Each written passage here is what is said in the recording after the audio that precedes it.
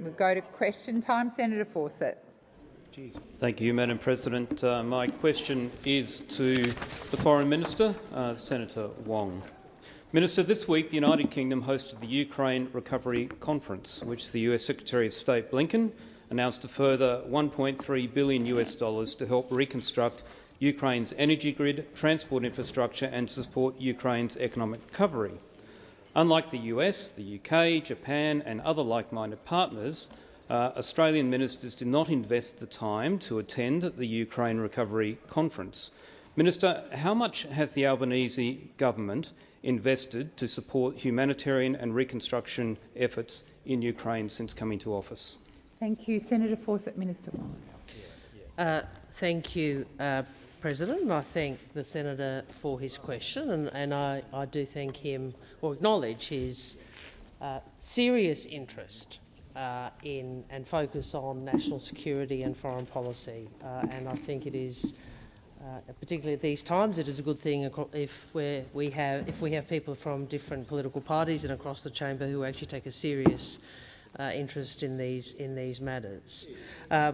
Senator Fawcett has asked a number of questions about this, and I'll make the first point about ministerial representation. And it's pretty disappointing, isn't it, when that is the basis of a question, and where the opposition, on the one hand, Mr Dutton complains about the Prime Minister going to international events, and then you come in here and complain that I've actually turned up in the Senate to answer questions, as opposed to going to this event. So, I mean, the opposition really can't have it both ways. You can't say on the one hand you're doing too much travelling, Prime Minister, demand parliamentary accountability, and then have a go at us for actually deciding that we probably should make sure we attend Parliament, as is appropriate in such circumstances where parliamentary duties have prevented Australian ministers from attending, and obviously, as Senator Payne well knows, you can't attend everything. We have asked our High Commissioner, Mr Smith, who is obviously a former Defence and Foreign Affairs Foreign Minister. I also provided a message to the conference. I'm coming to the quantum. Oh, sorry, Senator Fawcett. I believe the minister's that is the relevant. Quantum. Thank you. Please continue, Minister. Well, there was a comment made at the beginning about representation. I understand that we have provided some total of $680 million to date, including $510 million in military assistance. I know the senator has raised, I think in estimates, the provision of the small amount of money. Minister. The time for answering has expired. Senator Fawcett, first supplementary. Thank you, President. Minister, you are correct, and I'll repeat that here. Australia is well placed to help Ukraine's recovery, particularly with our world-class expertise in removing landmines and unexploded ordnance. And the UN stats confirm that such devices have killed or injured over 800 people, including 94 children, since Russia's illegal invasion began in February of 2022. Your department has confirmed that there is $12.9 million uncommitted from the Humanitarian Emergency Fund. Will you use this to support demining operations urgently needed in the Ukraine? Thank you, Senator Fawcett. Minister Wong. Thank you, President. I acknowledge the senator did ask these in estimates, and can I also acknowledge he has raised this with me, and I've not had the opportunity in the hours since yesterday afternoon to check on his requests on this front. I will ascertain precisely. I've just asked my office to provide the emergency humanitarian emergency fund a response to that aspect of the question. I would make the point, it is obviously we stand with Ukraine, and we have, for all the reasons we know, against the illegal and immoral invasion by Russia. We continue to provide support. The Senator would know there are many humanitarian emergencies around the world at this stage, sadly, and I think some come to mind. Obviously, Sudan is one of them. So there are many calls on our humanitarian emergency funding, and we will continue to consider all requests. Senator Fawcett, second supplementary. Thank you, President. Minister, the coalition government, and I acknowledge with the now government's support, established Australia's record as the largest non-NATO contributor to Ukraine, with a comprehensive package announced soon after the invasion. Internationally now, Australia is seen by some reports to now be a bystander in terms of the support. What is the government doing to make sure that that impression does not prevail and that Australia takes its rightful place as a strong supporter of Ukraine? Thank you, Senator Fawcett. Minister Wong. Australia is a strong supporter of Ukraine. Australia understands, as a member of the international community, that the abrogation of the United Nations Charter and the principle of the protection of territorial sovereignty is not only an important legal principle as a matter of principle, but is also fundamental to our security. And when I speak to those in Southeast Asia and in the Pacific, I explain our view, I articulate our view why Ukraine, even though it's a long way from some of the nations I visit, why it matters. And it matters because the principle of territorial sovereignty, the principle that the UN Charter should be adhered to, is a protection. A protection for countries small and large in the international system. So I disagree with the assertion that the senator is making. Australia stands against... Thank you, Senator Wong. The time for answering has expired. Senator Sheldon. My question is to the Minister representing the Prime Minister, Senator Wong. I refer to the state of the economy a year ago when the Albanese government inherited a poor economic legacy from the Liberals and Nationals, with reference to economic data which showed that wages were stagnant, $1 trillion of debt with nothing to show for it, and the highest quarterly inflation this century, as well as challenging economic conditions globally. Can the Minister please update the Senate on Australia's economic outlook since the Albanese Labor began growing the economy, supporting businesses and boosting jobs and wages? Thank you, Senator Sheldon. Order across the chamber. Minister Wong. We wanted to remind you one more time. Senator Watts. President, thank you very much, and I thank Senator Sheldon for his question. And the Albanese government and those on this side are focused on delivering a better future for all Australians, and we understand at the heart of that is a stronger economy. A stronger economy, and an economy in which all Australians can participate and all Australians can gain the benefit. Now, those opposite, I know they have find the truth hard to bear at times, but the reality is they left the economy in a terrible state. Their approach to economic management was defined by wastes and rorts. And of course, as the good senator has reminded us, $1 trillion in debt. $1 trillion in debt with nothing to show for it. With nothing to show for it. Of course, you know, they did tell us, and they printed cups, cups that told everybody that they were in surplus. But like so much under the Morrison Liberal government, it was just yet another announcement without any delivery. A slightly embarrassing one. They were left with a lot of merchandise they don't know what to do with. Lots of merch. But $1 trillion in debt with nothing to show for it. And what else are they known for? Well, those opposite deliberately kept wages low. Deliberately kept wages low. And those opposite, you know, they might bellow all they like, but Australians know they were for lower wages. They were for lower wages. And they continue to be. If you just listen to Senator Cash on anything to do with industrial relations, Australian workers understand what she's saying. She wants their wages lower. You want their wages lower, Senator Cash. And Australians know what you're all about. Australians know the ideological bent that you're all about. Thank you, Minister Wong. Order. Before I call Senator Sheldon, I am going to remind senators that constant calling out, interjections across the chamber are disorderly. I called the chamber to order about 7 times and everyone kept interjecting. Senator Sheldon. Can the Minister please explain to the Senate how is the Albanese Labor government taking action to help all Australians have access to secure and well-paid jobs?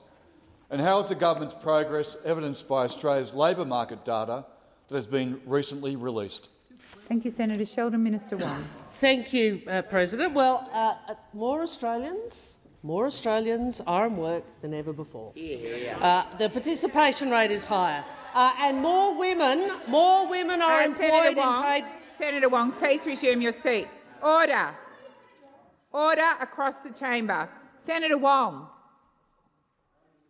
Senator Wong, please continue. I know those opposite may not like to hear the fact that we actually have more people in work, more women in work than ever before, and we've seen record jobs growth. That's a good thing for Australians. That's a good thing for Australians. Order. Minister, please continue. Thank you, President. More than 465,000 jobs have been created since we came to office, and Australia has recorded significantly stronger employment growth than any of the major advanced economies. Since May 2022, jobs here have grown faster than in the US, UK, Japan, Germany and Canada. Now, we know those ahead. We know that the circumstances ahead are challenging. But unlike those opposite, we are focused on stronger jobs growth and better wages growth. Has expired. Senator Sheldon, second supplementary. Can the minister explain to the Senate how the government's economic plan is laying the foundations for a stronger economy and delivering a better future for Australians? Minister Wong. Thank you, President. Well, we are a government focused on making sure we have a plan to make our economy stronger and more productive, and working with Australians, helping Australians through challenging times.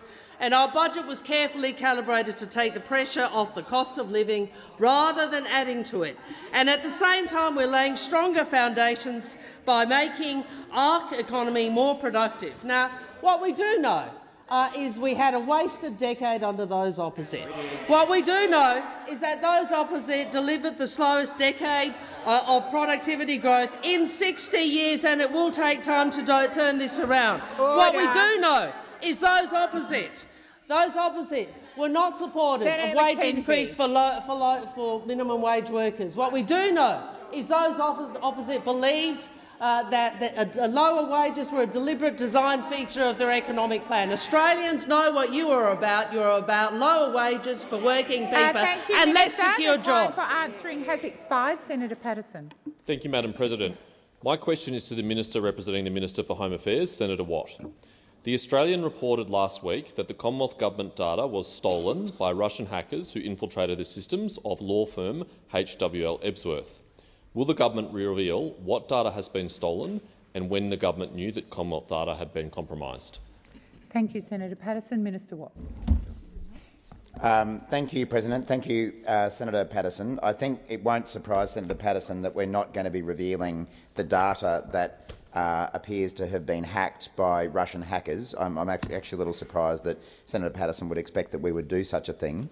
But certainly the Australian government is aware of a cyber incident impacting HWL Ebsworth. On the 1st of May 2023, HWL Ebsworth reported a cyber incident involving ransomware and claims of data exfiltration and publication to the dark web. On the 8th of May 2023, HWL Ebsworth provided initial notification to the Office of the Australian Information Commissioner under the Notifiable Data Breaches Scheme.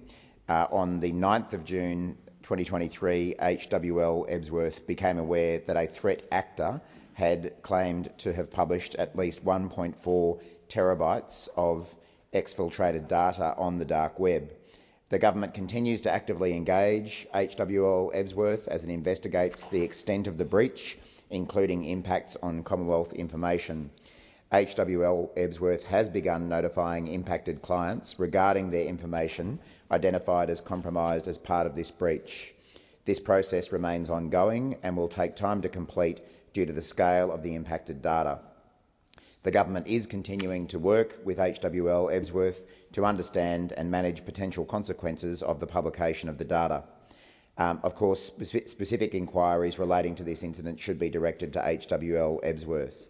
I am aware that the firm is working with clients and the OAIC to meet relevant obligations under the Privacy Act 1988 and ensure that affected individuals are notified as soon as possible. Thank you, Senator Watt. Senator Patterson, first supplementary. Thank you, Madam President. How many Australian businesses and individuals have been impacted by this data breach, and have they been informed that their data has been compromised? Thank you, Senator Patterson. Minister Watt. Thank you, President. Well, again, Senator Patterson, I don't think you can seriously expect that we're going to be putting into the public domain the sort of information that you're seeking there as to the number of businesses that are affected. These are obviously very sensitive matters. Minister Watt, please resume your seat. Senator Patterson. On a point of order, Madam President, the government was able to share these sorts of numbers in relation to Optus and Medibank attacks. That's not a point of order, If it's Senator not able Patterson. to do so, Senator Patterson, that's not a point of order. It's a debating point. Minister Watt, please continue. Thanks, President. Senator Patterson, I'd be interested to go back and see who actually provided what information in relation to those data breaches, because I certainly recall that in a number of instances it was the companies themselves who decided to put that kind of information in the public domain. The other part of your question was whether affected individuals or organisations have been notified. And in my previous answer, I made the point that HWL Ebsworth has begun notifying impacted clients regarding their information identified as compromised as part of this breach. But this process does remain ongoing. It will take time to complete due to the scale of the impacted data, but the government takes this seriously and is continuing to work with HWL Ebsworth. Thank you, Minister Watt. Senator Patterson, second supplementary. Thank you, Madam President. On the 27th of February, the Minister for Home Affairs said that she expected to have the newly announced Cyber Security Coordinator in place, and I quote, within the next month, end quote. That was almost 4 months ago. When will the new Cyber Security Coordinator be appointed and announced? Thank you, Senator Patterson. Minister Watt. I'm happy to take your direction, President. I don't know whether that question actually does relate to the primary. Obviously, it still involves cyber security, but being the generous person that I am, I'm willing to answer the question from Senator Patterson. Order. The Prime Minister announced the establishment of a coordinator for cyber security and the National Office for Cyber Security on the 27th of February this year. This role will ensure a centrally coordinated approach to deliver government cyber security responsibilities and lead across the Australian Public Service the coordination and triaging of action in response to a major cyber incident. I know it's the Minister's intention to announce the new coordinator in the coming weeks. We have taken the time, or the Minister has taken the time, to make sure that we get the very best possible appointment to that role. And I might point out that, of course, this is the first time that we've had an Australian Minister for Cyber Security in the Cabinet, so I think this government's record is strong. Thank you, Minister Watt.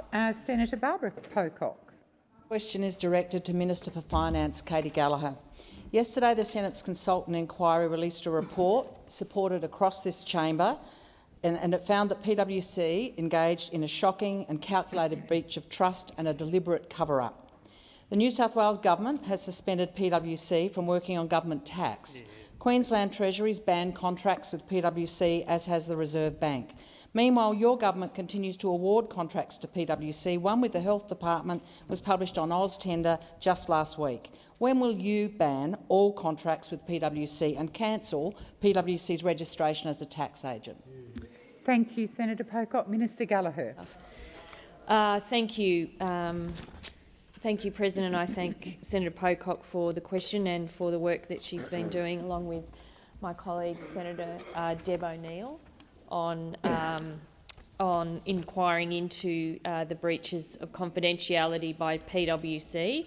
And as I've said in estimates and in other places, we are deeply disappointed, angry at the actions of PwC in relation to this matter, and we have taken a number of steps to deal with it in the short term. The PwC, the issue has been referred to the AFP. The Tax Practitioners Board investigation is continuing.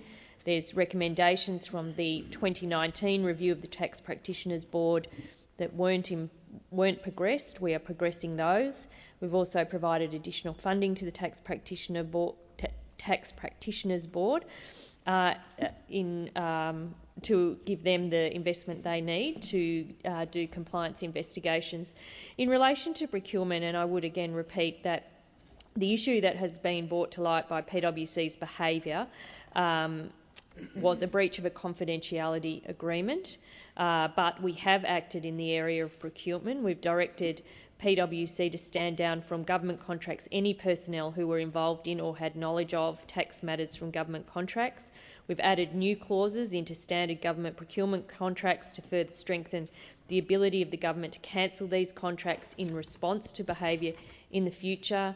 We've reminded all departmental secretaries that ethical behaviour must be taken into account as part of the value for money exercise under the procurement framework, and we've started work on a supplier code of conduct that will outline behavioural standards expected from suppliers during procurement processes, and we'll consider further actions as required. Senator Pocock, first supplementary. Minister, AFP Commissioner Kershaw is mates with former New South Wales Police Commissioner Mick Fuller, now a partner at PwC.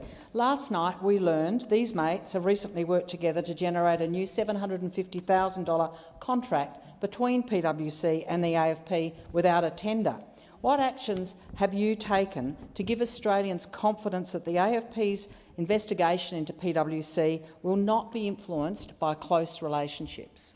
Thank you, Senator Pocock. Minister Gallagher. Thank you. Well, in relation to the report, there has been a report to the AFP on the 24th of May relating to allegations of criminal conduct, and I think it's critical that the AFP is able to undertake its investigation into these allegations without any further comment on that specifically.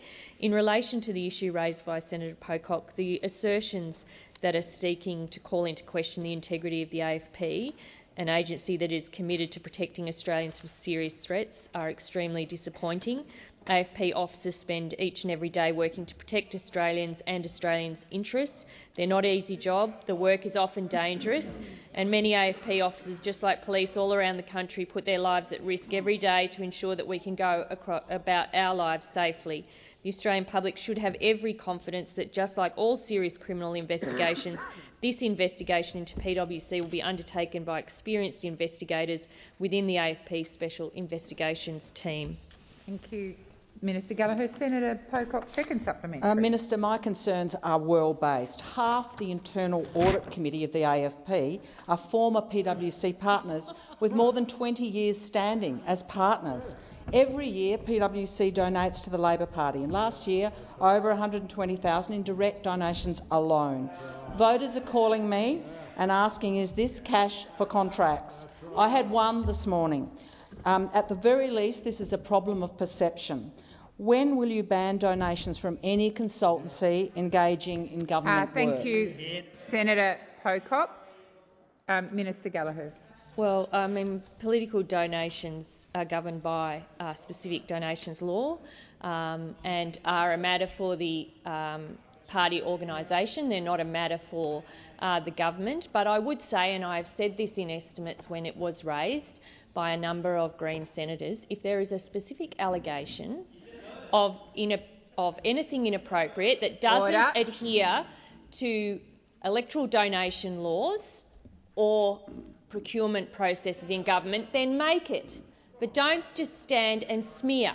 We have taken appropriate action against this breach of trust and this outrageous behaviour from PwC. We have taken action from the Treasury. We have taken action from procurement. The matter has been referred to the police. That is what the government should have done. We have done all of those things, and if there's anything further that we need to do in response, and we will read the committee, then we will consider it. And before I call Senator Bilyk, I'd just remind senators that the latter part of that question was precisely what I referred to in my statement. Senator Bilyk. Thank you, President. My question is to the Minister representing the Minister for Housing and Homelessness, Senator Farrell. I keep hearing from constituents and stakeholders about the urgent need for more affordable housing in Australia to address the unmet need from Australians struggling to put a roof over their head. The Labor government has a clear and ambitious housing reform agenda to deliver housing for Australians who need them. I'm particularly interested in a specific component of that, the Housing Australia Future Fund, which I understand will improve housing outcomes and affordability. Could you please outline what this fund will do and what, if anything, is preventing this becoming a reality today? Minister Farrell.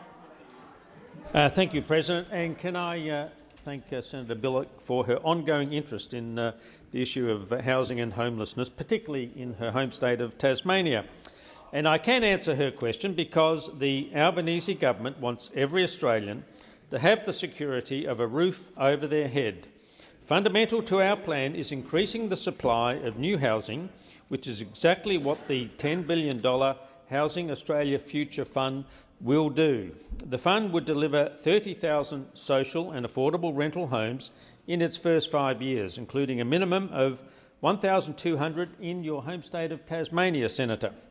It will deliver, yes, Senator Dunningham, it will deliver housing for people escaping family violence, for veterans and for First Nations Australians. Sadly, this week, the Liberals and Nationals and their newest member of their coalition, the Greens political party, teamed up to reject the Housing Future Fund bill. The actions of the Greens stopped Housing Australia from starting to enter into commitments for new homes from the 1st of July this year. They did this because the Greens love to campaign about more housing, but when it comes to it, the Greens do everything they can to block more affordable housing for vulnerable Australians. Just 2 days after the Greens rejected the fund in the Senate, Yarra City Greens councillors voted against social housing in their area. While explaining their opposition to the new social housing on the council-owned land, one Green councillor said the land was better used for other things than social housing. Other things than social housing. Another Greens councillor complained that social housing wasn't inclusive. Sadly, the Greens talk the talk on affordable housing, but when it comes to actually supporting specific projects, they vote it down. We will not be deterred by the Greens' political games. The time for answering has expired. Senator Bilyk, first supplementary. Thank you. I, like all on this side, was hugely disappointed that the Housing Australia Future Fund will be delayed. I know these delays will have impacts on the delivery of this important component of the government's housing reform agenda and will have an effect on Australians who are in urgent need of safe and affordable homes. Can the minister explain to the Senate what the impact of these delays will be? Minister Farrell. Thank you, President, and thank Senator Bilyk for her first supplementary question. And we've seen the Greens claiming that there is no cost to the rejection of the Housing Australian Future Fund. The reality is, President, that that's not true. The cost of the Greens' delay has been made very clear by many. Those opposite, the strange new coalition of the Greens, Liberals and National parties, should be ashamed of themselves. The actions of the Greens mean less access for affordable housing for those who most need it in this country. And the Greens know that every day that passes, the 1st of July, the fund is delayed. Another $1.3 million won't be going into social and affordable housing in Australia. The Greens want to play their political games, but we want to get on doing what the Australian people elected us to do, delivering housing. The Greens are about protest and we're about homes for people. Because of this— Thank you, Minister. The time for answering has expired. Order across the chamber. Senator Bilyk, second supplementary. Thank you for that answer, Minister. But it wasn't just those on this side that were frustrated at the delays. I'm aware that stakeholders have been calling for the Parliament to pass the government's housing agenda and that stakeholders have expressed frustration at the delays which are being faced by people in need of housing. Can the minister provide an update to the Senate on how the opposition to the Albanese government's housing agenda has been received by these stakeholders? Minister Farrell. Thanks, President, and once again thanks Senator Bilyk for her second supplementary question. And yes, I can provide that answer because across the country we're hearing from representatives of those fighting for more affordable housing who are appalled by the Greens, Liberals and Nationals deal. The New South Wales minister said, the work that we were doing, the work that everyone who is interested in actually delivering housing under these processes was now going to be paused. The head of the Housing Minister in New South Wales, Senator Watt, the head of Blue CHP, a social, affordable and disability housing provider, said that they had spent the last 18 months preparing 3,000 properties to start construction as soon as the bill passed, which now may not happen. People are confused about the new Greens-Liberal coalition deal, and can I request, President, that during the break you consider shifting the Greens over to the other Minister side Farrell, where their real coalition friends are. Expired. Order. Senator Ciccone, that is out of order. Senator Tyrrell. Order. Order, senators. Senators Watt and Farrell. Orders. I had Senator Tyrrell on her feet waiting to ask her question. There needs to be silence in the chamber. Senator Tyrrell, please continue. Thank you, President. Appreciate it. My question is to the Minister representing the Minister for Health and Aged Care, Senator Gallagher. 2 years ago, the House Standing Committee for Health, Aged Care and Sport completed its New Frontier report, which made 31 important recommendations to help make it easier for Australians to access new medical technologies like medicines, devices and diagnostics. The inquiry spoke with just about everyone in this space: patients, clinical, health groups and industry. There were more than 200 submissions and a dozen public hearings around the country. All that work on a really important issue, and yet the government hasn't spoken a single sentence in response. Nobody here wants people to miss out on the life-saving and life-improving tech they need, but that's what is happening now. It's what the report is about. So when can I tell Tasmanians will be responding to it? Thank you, Senator Tyrrell. Minister Gallagher. Thank you, Senator Tyrrell. I'm going to have to take that on notice. I'm not aware of that report, and I think you said it was a couple of years ago it reported, so under the previous government it is custom and practice to report within 6 months of committee reports being tabled, so I would imagine that should have happened under the former government, but I will take further advice on it. I would and come back to you. I'm sorry, I don't have the detail in front of me. Senator Tyrrell, first supplementary. Thank you, President. The job of the Medical Services Advisory Committee, MSAC, is to recommend whether to fund medical tech, which means they become affordable to the average Australian. But there's delays with the committee approving things, which can be up to 8 years from first submission. Then there's delays in the government's approval process after MSAC recommendation, which can take a further 2 years. Can the Minister advise specifically what is being done to address this bottleneck? Thank you, Senator Tyrrell. Minister Gallagher. Well, I'll come back to the senator with a comprehensive answer on that, though we do have those bodies in place specifically to use expert knowledge and advice to government around approvals process, not just for medical technology, but it covers there are other processes for pharmaceuticals as well and other treatments. So there are good reasons to have in place processes that advise government, and then obviously government has to make decisions, particularly if there are fiscal implications for that. But we are absolutely determined to build and invest in a world-class health system here. We have that. It has to be stronger. It's under enormous pressure. And we know that improvements in medical technology, devices, treatments are being accelerated at pace, and systems have to respond to that. But I will come back with a comprehensive answer from the Minister for Health. Thank you, Minister. Senator Tyrrell, second supplementary. Thank you. So the Health Technology Assessment Review is looking at how we can make the assessment and approval of new medical technologies quicker and simpler. But the review excludes many important devices like pacemakers or some cancer treatment technologies. They're still facing delays, and they're no less important. Can the Minister tell us how many improvements can be applied to all technologies, not just those subject to the review? Thank you, Senator Tyrrell. Minister Gallagher. Thank you. I think it's best that I take that on notice and come back with an answer to the whole thing. I'm sorry I couldn't assist you more, Senator Tyrrell.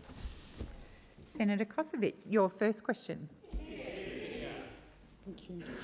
My question is to the Minister representing the Treasurer, Senator Gallagher.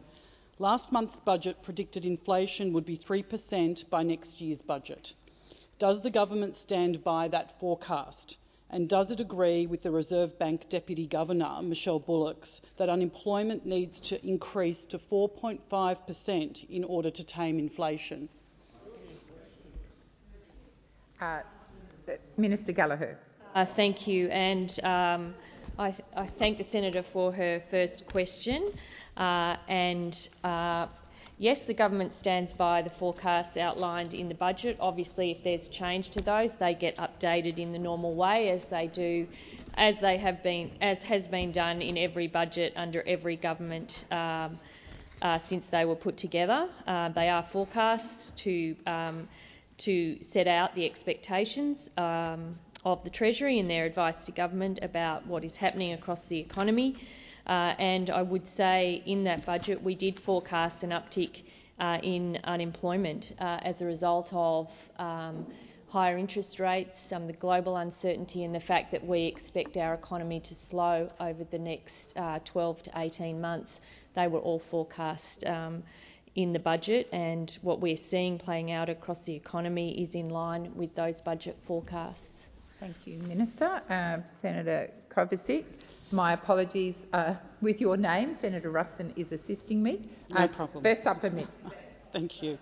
Does the minister agree with the most recent CPI data released by the ABS that reveals that due to inflation the price of milk rose 16.1% and the price of fruit rose 10.6% between March 2022 and March 2023? As Australian Fund Manager K2 said this week, Australia's inflation pulse is not receding as quickly as its peers. What responsibility does the Albanese Labor government accept for these pressures? Minister Gallagher.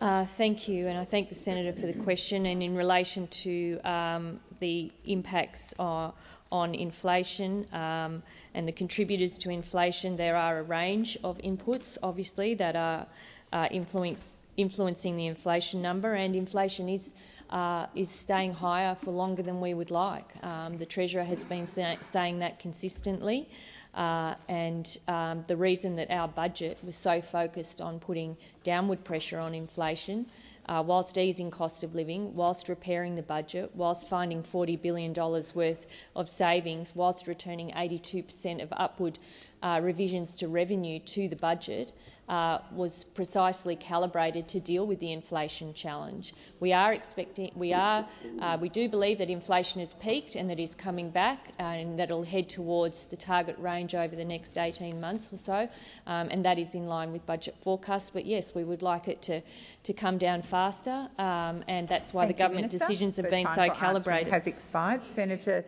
Kovacic, second supplementary. Does the minister agree with the same CPI index data showing Australians paid 26.2% more for gas and other household fuels, 14.9% more for utilities and 6.3% more for medical, dental and hospital services in March this year than in March 2022? Doesn't the Albanese government's inflation crisis now represent Labor's latest tax on households across our country? Minister Gallagher. Well, the answer to that question is no, and I would say that the quarter with the largest growth in inflation was in the March quarter of last year, so actually before the government change. That was the single largest quarter's growth in inflation, and that is when monetary policy started tightening and interest rates started lifting. There are a range of contributors to the CPI number. It does include gas and other household fuels, and I would say that if we hadn't taken decisive action in December last year, that could have hit households even harder. We know that. The AEMO and other expert advisors have told us that prices, had we not acted, would have been higher and would have hit households harder, and you opposed it. You, as the opposition, opposed the steps that we took, which have eased that pressure on households, and that's why in this budget we have $1.5 billion going to support households with energy bill relief. Thank you, Minister. Senator Babet. Order on my left. Senator Babet. Thank you, President. Now my question is to the Minister representing the Prime Minister, Minister Wong. Minister, documents released under FOI show that the Australian government secretly asked Big Tech to censor and deplatform the former member for Hughes, Craig Kelly, for criticism of government policy, and the former member for Dawson, George Christensen, for promoting a peaceful phone-in protest. Now, Twitter declined to deplatform Mr Kelly, as Twitter deemed his posts not to be misinformation. However, Craig Kelly's entire Facebook account was removed for his posting or sharing of scientific papers, data and expert opinion that contradicted government policy. Minister, what legislative or regulatory power does any government department have to request for censoring of lawful, free political speech on social media platforms by a parliamentarian, specifically a parliamentarian? Thank you, Senator Babet. Minister Wong. Thank you, President. Thank you to the Senator for the question. And the first point I'd make in relation to the questions about Mr Christensen and Mr Kelly, whilst they were parliamentarians, then obviously those actions of government to which the Senator is referring were actions of the previous government. So that's the first point I'd make. And so I can assist you as much as I can, but this might be something you might want to have a chat to those on the other side about. But more broadly, I understand these matters were discussed in Senate estimates in response to questions, particularly from Senator Roberts. I'm also advised that the approach that the government took then, as discussed by departments, or as the evidence by departments demonstrate, is that it was to refer posts to social media companies for those companies to assess if those posts met the platform's policies. So the Senator asked about legal provisions. The advice I have is this is a referral process from government that was engaged in and I assume is still engaged in, but ultimately the legal capacity to take down a post or whatever information is action taken by the digital platform itself, and is ultimately a matter for that platform. If there's anything further I can assist with, I will do so, but I just would again reiterate, I appreciate you have a different view, Senator, but the evidence before estimates was that the government and the Health Department were concerned with disinformation and misinformation, and those that form the basis of referrals. Senator Babet, first supplementary. Thank you, President. Now, Minister, which government department decides what exactly is misinformation and what is the truth, especially when history, including the recent COVID period, teaches us that today's mistruth is actually tomorrow's truth? Who determines the truth? Who determines it? And do they have the power under our Constitution to censor, which is what they're trying to do, censor free political speech? Do they have that power, Minister? Thank you, Senator Babet. Minister Wong. Well, I actually, I am of the view, and I suspect many people in this chamber are, that there is the weight of scientific evidence peer-reviewed by people who are appropriately qualified. And I will look to, I know Senator Canavan, these are not your views, but the view I have is that the government, your government was the one that did this. So can I just be really clear before I take that interjection? Senator Canavan. At least he's consistent, I suppose. But Minister Wong, please resume your seat. Senator Canavan, I called you to order twice and you continued. Senator Canavan, interjections are disorderly. Order. Order. Senator Canavan. Minister Wong, please continue. Peer-reviewed advice from medical and scientific... Minister Wong, please resume your seat. Senator Babet. Thank you, President. I appreciate that... Senator Babet, why are you on your feet? I'm on my feet for a point of order. Thank you. Now, I appreciate that the minister is attempting to answer the question, or rather dance around the question. What is your point of order, My point of Senator order Babet? is my question was, under the Constitution, can the government, or which government department can censor free speech? Who can censor us? We are, of course, the Parliament. Senator Babet, that was part of your question, and the minister is being relevant to your question. Minister Wong. Well, Senator Babet, there are a few concepts which are sort of in that question. One, of course, parliamentary privileges is an important part of the Westminster system. One. Secondly, there is a distinction. There is a distinction between false information or misinformation and free speech. And you and I may disagree, or you and the Morrison government may disagree about where that line is. Thank you, Minister Wong. The time for answering has expired. Senator Babet, second supplementary. Thank you, President, and thank you, Minister, for your answer. Now, Minister, from this day forward, will your government, your new government, give a guarantee that none of your departments or agencies will ever again request big tech to censor or remove or anything else a lawful post by a member of parliament or a member of the public or anyone else ever again? Can you give that guarantee to the Australian people whom you represent? If you can, great. If you can't, tell us you can't.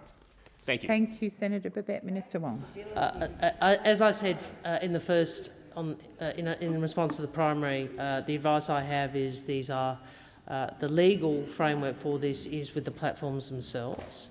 I would make the point, Senator Babet, that I do think the rise of different platforms requires a mature conversation amongst people who may have different political views about how we manage the debates and conversations on those platforms.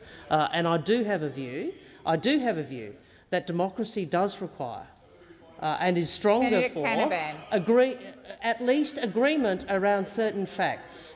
And we are better as a democracy if we can debate on the basis of facts that we all understand what the appropriate policy response is. And I think it is a risky thing for us where we allow an equivalence between things which are demonstrably true and things which are just demonstrably not. Senator Walsh. Thank you, President. My question is to the Minister for Finance, Senator Gallagher. Given the Albanese Labor government's recent May budget was another significant step in laying the foundation for a stronger economy into the future after a wasted decade, can the minister please provide an update to the Senate on how the measures outlined in the budget are supporting the Albanese Labor government's economic plan?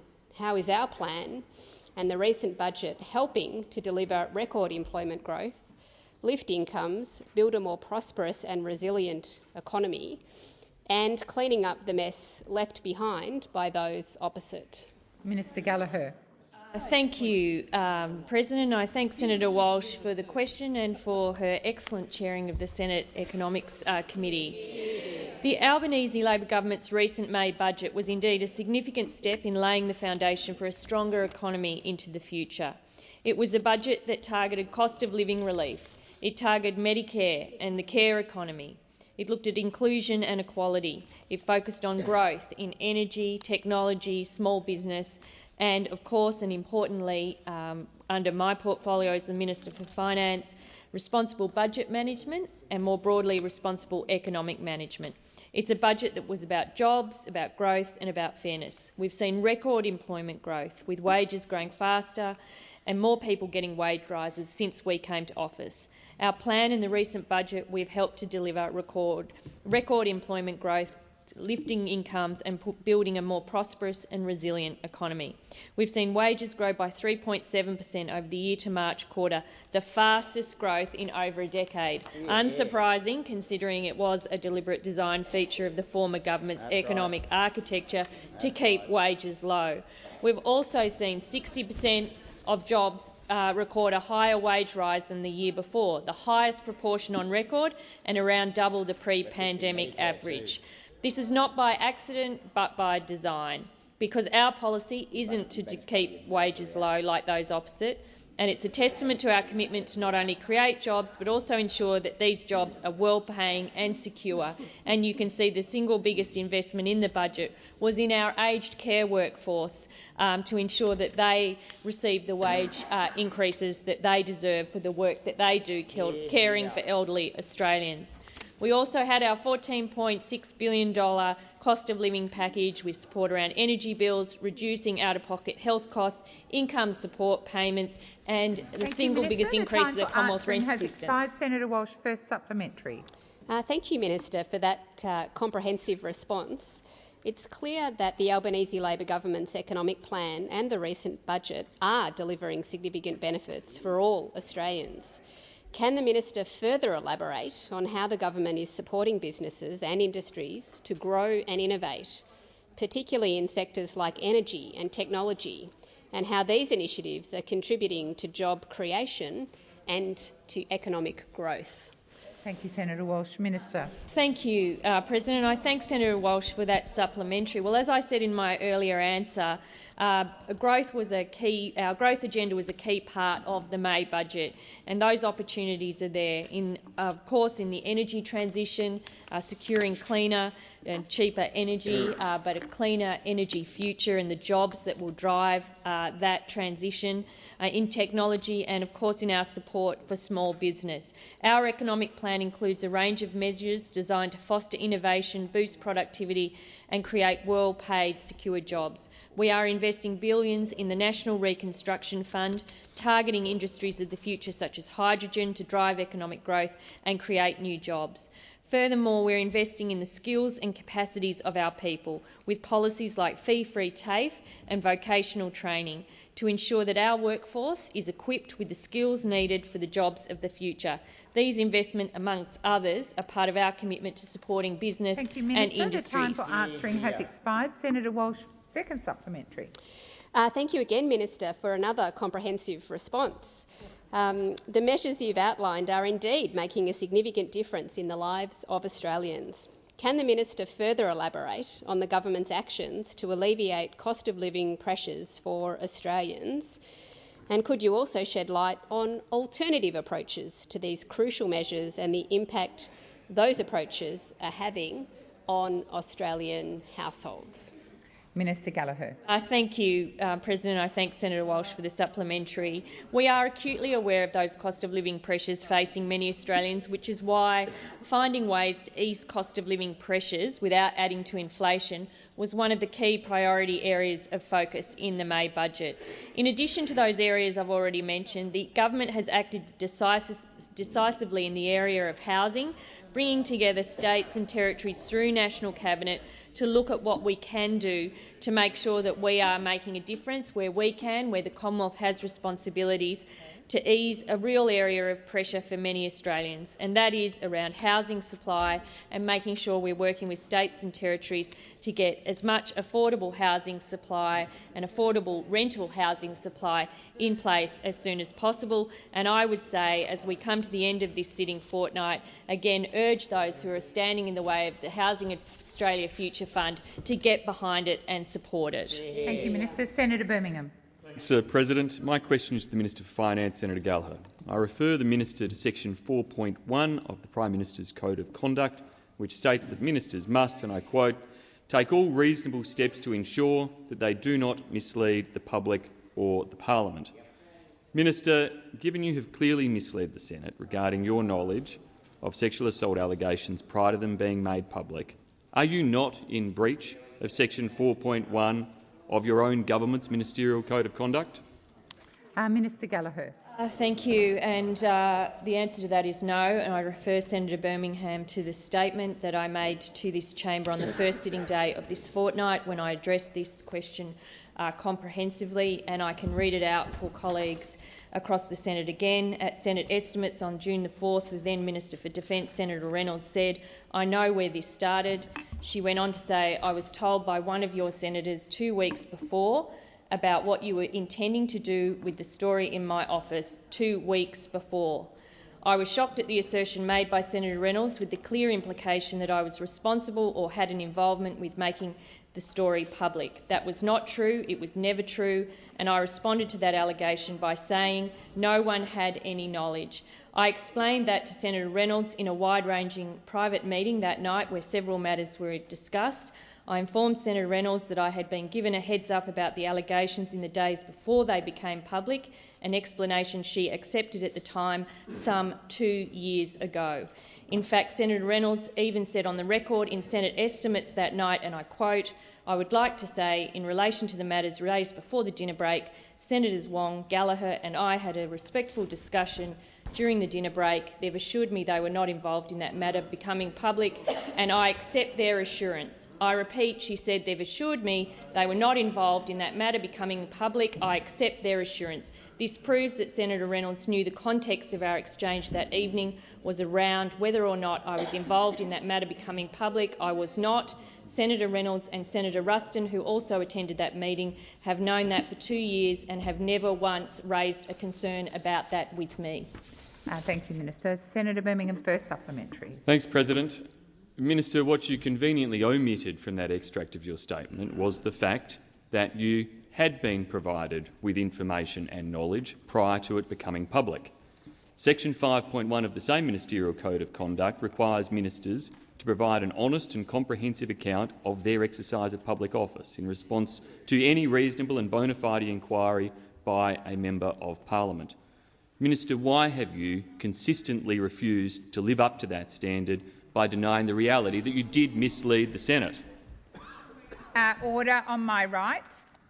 Minister Gallagher. It's misheard Senator Birmingham there, but I did say as part of my statement, I informed Senator Reynolds that I had been given a heads-up about the allegations in the days before they became public, an explanation she accepted at that time, some 2 years ago. Senator Birmingham, second supplementary. President, I seek leave to move a motion relating to the censure of the Minister for Finance as circulated in the chamber.